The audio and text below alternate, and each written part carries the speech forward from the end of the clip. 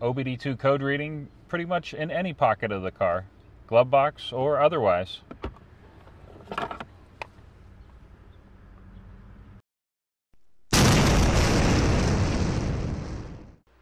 Hey everyone, this is Tom with Fresh Vintage Garage. Today we're checking out another product from the ThinkCAR family of products. We would like to thank them for sending this over and sponsoring this video. Today we're specifically looking at the ThinkOBD 100, and to draw a quick parallel, over here we have the ThinkDiag 2. If you haven't seen the video on this, we'll leave the link for this in the description of the video you're watching now.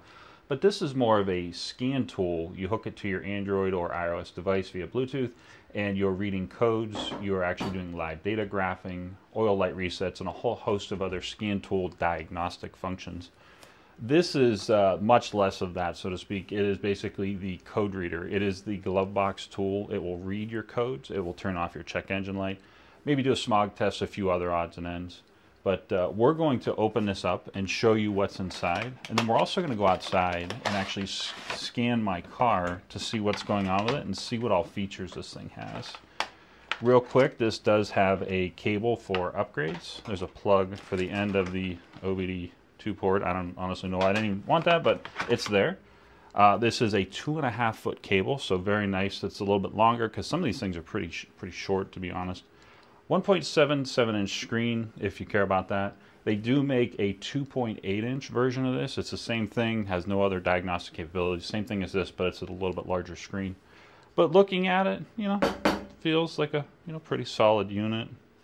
So let's go ahead and jump outside, and we'll plug into my car and see what's going on right now. So we are here in my 2005 Honda CR-V, and we just plugged into the OBD2 port, and I will mention it is underneath pretty much directly the shifter here. 2.5 foot cord that I mentioned earlier in the video, but that makes a difference because we've seen some of these things that have, like, I'm not kidding, like barely a 2 foot, maybe an 18-inch cord. So suddenly your code reader is like down here and you're kind of stooped over just to use it. But looking at this, the main screen here has a few different things. I'm not going to bother with setup because that's where all the little odds and ends are. I just want to go into help real quick and show you what's in here about OBD, data stream, tool information. I'm not going to click in any of those, but some kind of general help stuff. Let's actually go to diagnose here. Now, I will note that my check engine light is not on, but I just want to scan this anyway to see what happens and how this functions. This does have a 1-year warranty and a lifetime subscription for updates to any software that's in this thing. It is just a code reader, so there's not really any scan tool software updates that are happening, but it does give you a lifetime update of the actual stuff that is inside here. So looking through this, I have data trouble codes as 0. And then it says readiness okay of 6. So let me see if I can just click through this. Okay, and I wonder if I go back up. Nope, okay. So that was just a real quick at a glance of the overall vehicle's readiness. I want to click read codes. Pretty sure it's going to say no codes found, but we're just going to click that and find out what happens. Okay, so it has no fault codes. If I wanted to erase codes, aka turn a check engine light off, I could do that there. I'm just going to choose I am readiness because I want to see what actually happens here. Since data trouble codes cleared, let's see what this does. Okay, so that was pretty quick to come back. It says everything looks on the up and up. And let's go back to this drive cycle. I'm assuming we'll get the exact same answer. Okay, so 05 CR-V, I guess it says it doesn't support it. And let's go to the actual data stream. This would be curious to see what it looks like. A lot of these lower end guys like this, they don't necessarily like graph live data, but they'll give you a live feed of the information in the computer. I see Celsius here, so let me just back out of here. I just want to put this in, let's see here. Yes, I do want to end this. Okay, I just want to switch this over to unit of measure. Imperial, there we go. Okay, so let's go to diagnose. Buttons are very clicky, I will say that. So far the buttons feel nice. If you're using this in like a shop where you have greasy gloves or something on, these buttons feel very good. You'd have no problem using it. We'll just let it get to, it should be ISO 9141-2 if I remember correctly, but we'll let it run through these here.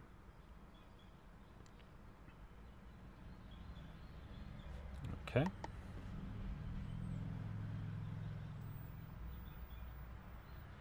And there's our screen as before. So let's do the data stream.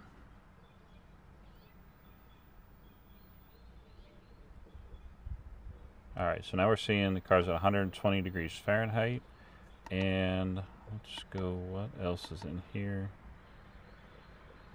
So I got a little impatient. I clicked that too fast. I'm going to start the car and show you the data that's coming out of the actual computer.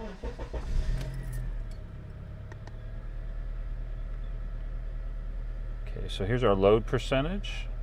And you can see with the coolant circulating, it did drop a little bit there. And there's our map sensor. I'm going to hit the gas and show you. I'm guessing that map will change a little bit. Yep, you can see all the numbers adjusting. And our spark advance. So you can definitely see everything is fluctuating because you're getting live data out of the engine. And like I said before, it's not data graphing. This isn't going to give you any like charts or anything. It's just showing you what's coming out of the computer. But it's nice to know if you check engine light randomly pops on, you can definitely see this to maybe see a sensor's like giving you just crazy readings or something like that. And let me click one more time down. There we go. Well, I'm trying. It says we have 16 to 19, so I'm just going to try one more time. There we go. So there's those, and you can see them actually change when I hit the gas. So looking at freeze frame here, when I come in, what this is doing is it's saying this does not have freeze frame data, and my check engine light is not on. So most likely what this means is the check engine light has to come on, and then it captures that data and freezes it to show you what the computer was seeing when the check engine light triggered. Maybe there was a sensor that was going awry, and so it just ignores the sensor and throws a OBD2 code, and that's where it'll freeze this data, so you can kind of get in here and see what's going on. And we're back to this screen here, so I'm just going to do an O2 sensor test. And let's do bank 1 here, see what happens. Okay, so I'm not sure what any of these specifically are. It looks like there's quite a bit of them, so I'm just going to do test 38 data. So it's saying my specific vehicle does not support this. I'm going to just click through here real quick.